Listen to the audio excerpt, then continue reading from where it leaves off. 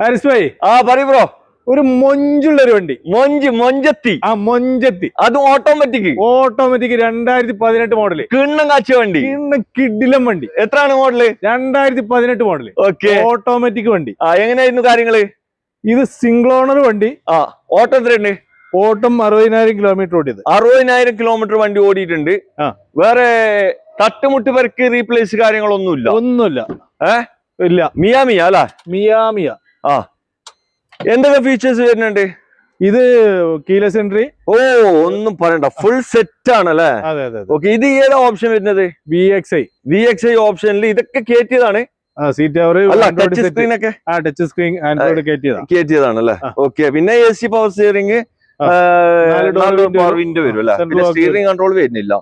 Okay, നല്ല seat cover ചെയ്തിട്ടുണ്ട്. വേറെ കുഴപ്പമൊന്നുമില്ലല്ലോ വണ്ടി?